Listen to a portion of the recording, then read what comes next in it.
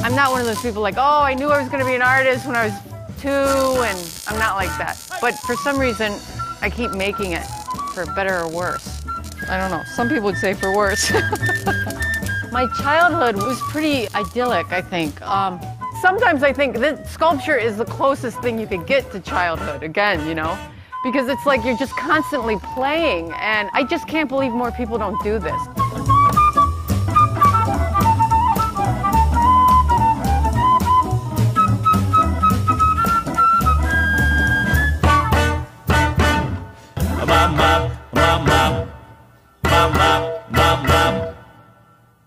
This is a new piece that I'm working on. It's just derivative of a giant pot holder, really. I wanted to sort of conflate this soft material with the weaving, and then this industrial material. And it's really just a giant loom. It's just a metal loom that I made. And then I'm going to stretch this fabric, stretchy fabric. It's like nylon, polyester nylon. I don't know what, if, someone's making pantsuits or something, I don't know. Anyway, so I'm going to stretch that over that and weave that in and out to make this sort of checkerboard pot holder.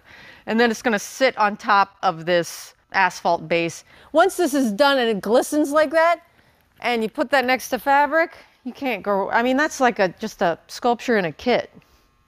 I don't know if it's done yet. It might need something else, but I haven't really seen it finished either. You only know when you put it up and you dress it all up, and then you say, I like it or I don't like it.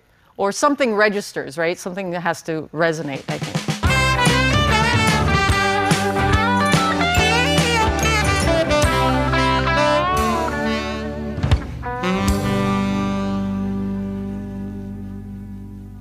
My ideas usually start with a sketchbook.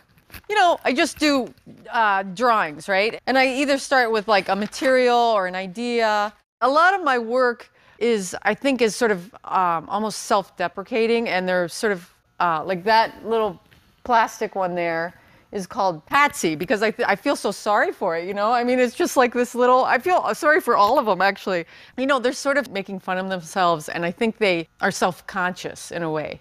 As a viewer, and certainly as a maker, I think you sort of feel for it, right? So then there's another emotional pull I can sort of call on.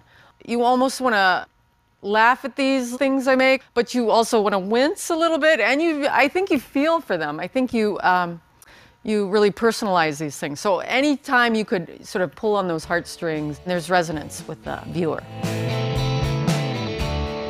These are little microcosms of life in Minnesota. Well, at least my life, anyway. They're sort of an exploration in materials and pushing the materials, and I guess they're humorous. I don't know. Part of that is the viewers, they have to claim half of that responsibility.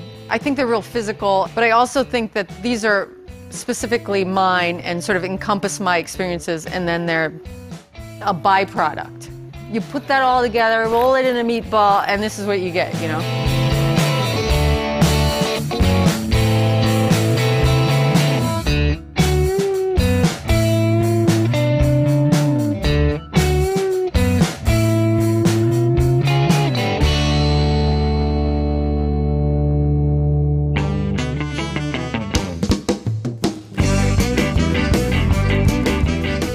I like to keep my work lowbrow and sort of low culture, I guess. Well, parade float material, it's perfect, it's banal, it's pageantry, it's lowbrow, and yet it's like almost royalty, and it's so American, and Midwestern.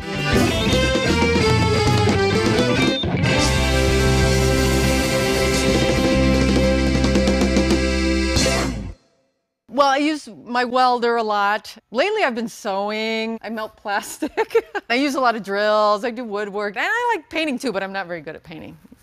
I'm not a great technician, but I don't think that's important with art. In fact, I don't want technique. I know about as much as I need to know, and then that's all I want to know. So I like that fact that it's so primal in a way. I don't want to be craft with a big C. I want to be craft with a little c. In fact, almost no C. You know, almost raft, actually. I don't like it when things are too perfect. It's boring when things are too perfect, right? I lucked out because that's what I do. But my work is all about materials, obviously. So, you know, it's sort of a double-edged sword.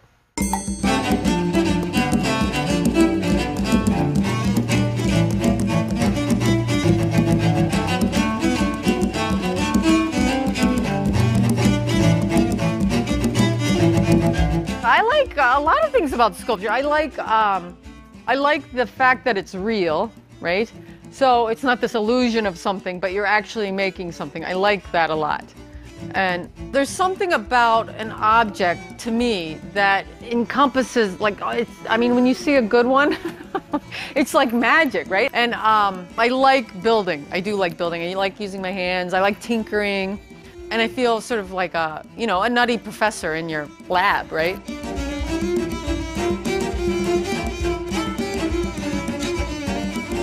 Just recently, all these rules I had for myself, like, oh, I can't do this and I can't do that, I sort of threw them out the window. So now I feel more excited about my work than I ever have.